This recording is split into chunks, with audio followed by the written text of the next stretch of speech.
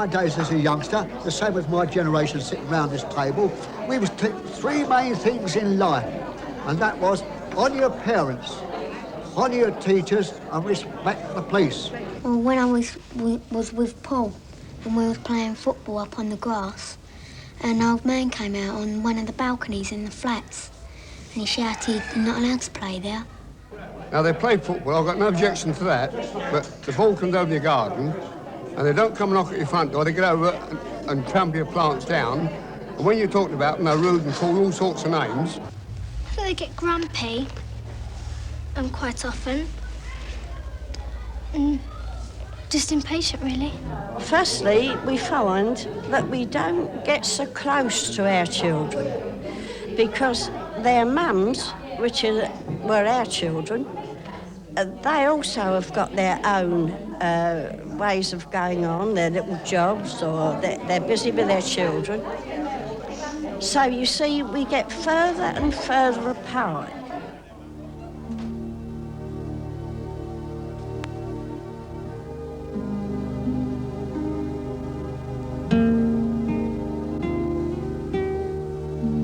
The young and the old are separated, not simply by years, but by experiences, attitudes, and what they hope for and expect out of life. The old have a life to look back on. For young people, everything is in the future, becoming an adult, making plans, but also, inevitably, growing old too. Hard to accept when you're young and strong. Simple tasks become difficult, making contact with others harder.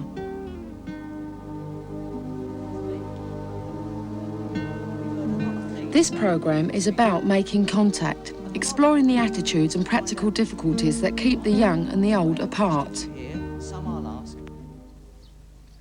You're about to watch an experiment. At this school in South London, a group of actors is arriving, posing as a research delegation from another country, to interview young people on the subject of old age. Working together, these people are exploring their knowledge, their feelings and their prejudices about the so-called generation gap.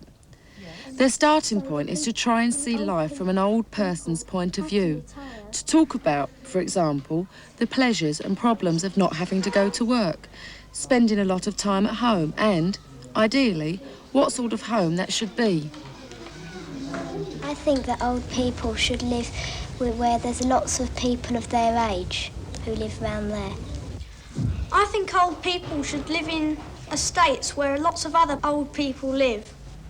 I think old people should be well looked after and that they should live in a very nice place and that other people of their own age should live nearby or in the same place. Old people should live in an old people's home where there's sort of lots of luxuries for themselves and people at the same age that they can talk to.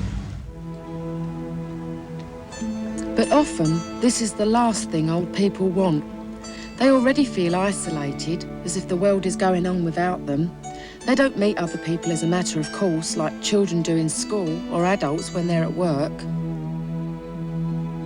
They want what other people want. Their possessions around them, some privacy, some independence.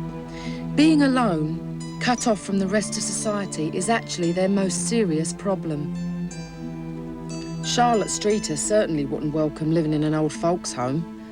And there are other ways of dealing with the problem. For example, clubs like this one, run by old people, for old people. 77. 5 and 9, 59. There's nothing worse than a person being lonely.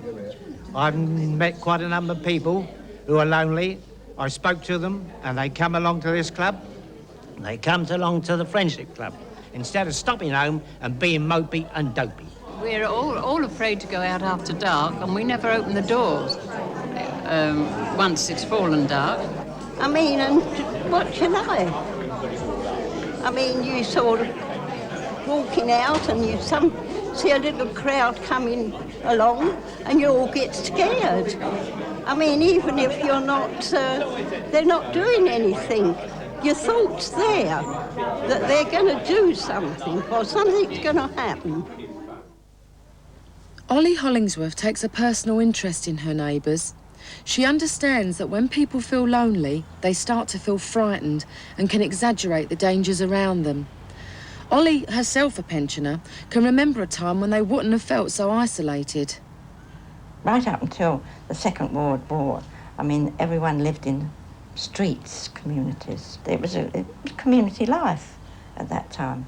But even these blocks of flats, you don't get community life. So if you're a pensioner in a block of flats, you are isolated. So everybody's going in and out, but they're not bothered about the one who's shut inside four walls. Mrs. Streeter, who is, I suppose, my favourite one on the estate. I mean, she's 89 and very badly disabled. It's very handy for me to be able to keep an eye on Mrs. Streeter because her flat is right opposite to mine. So in the morning, I just look across and see her curtains are drawn back and she's up, getting ready perhaps for because she is one of the lucky ones now. She goes to the day centre. How are we today? Oh, lovely. Ollie's arrival is an important part of Charlotte Streeter's day. A visitor in her own home. Comfortable getting down, it's getting up. Getting up like me. Well, I can't get up. In the United Kingdom today, about 1 in 5 people is retired, and of these, 1 in 3 lives alone. Better living conditions, better medical care have produced a large and increasing number of the elderly. A longer life, but is it a happy one? Today, as every weekday, groups of old people will gather at this day centre for company, out of sight and out of mind of the young, ages apart. Well, I suppose they can't understand for a start that you slow down and you're a bit tottery. They couldn't understand the fact that your limbs have now become to the stage where you can't move very quick. They couldn't possibly understand that, I shouldn't think. That the fact that your limbs are not like their limbs and they're worn out more or less. I would never want to be old. Do you think I'd never like to grow up. Do you think it would be lonely? Yeah, I think it would be. Yeah, Richard, what do you think it would be like getting old? I think I'll be all crinkly, I'll be shaking. I won't let nobody in the house. Does it worry you? Yeah. Well, I think the biggest problem I'd think of would be not being able to keep fit. I mean, seeing children running around and playing a lot, and I think I'd feel sad. When you've got to rely on other people for everything, it does become quite grim. If you've been an independent person and an active person, then suddenly you're reliant upon everybody. It's quite grim, actually. And if you're going to be faced with that for the rest of your life, that is even grimmer. Would you like a cup of tea or coffee? Coffee, please. Don't get that. Sugar? Yeah, one, please, Joy. The ageing process is not at all pleasant, even for the one who's ageing, so they wouldn't understand that. People really can sort of worry their mind away. I mean, you can't move as quickly as you would be when you were young. And sometimes you were very, very old. You wouldn't be able to move around too much if you needed help or something. If you weren't well and you had something wrong with you, you wouldn't be able to rush into your car and go and call your friend. You wouldn't be as strong as you were when you were young and worrying about dying and all that. I think that would be the greatest problem.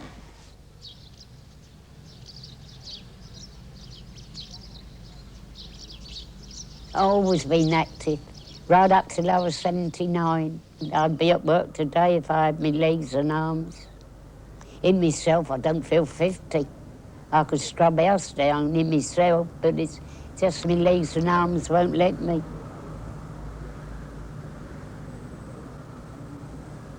Across from the day centre, Charlotte can see the street she lived in as a child. The past can sometimes seem better than it really was, and life was tough when she was young. No pensions, no money if you were ill and couldn't work. But she remembers when this empty space was a caring community. All help one another, and any trouble, we were always with one another, really beautiful. I wish I was back there today. That's why I feel so happy here when I'm looking down there. I feel at home. They seem to be all in hurry and all for themselves now, don't they?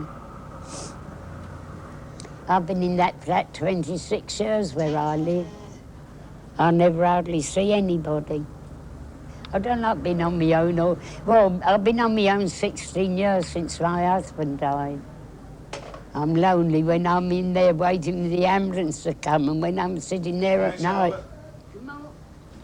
I feel lonely, but then I back up knowing I'm coming to the centre in the morning. No, I'm happy. I just pray to the Lord to let me live, but I'm ready when he does want to call me. I pray to him for everything.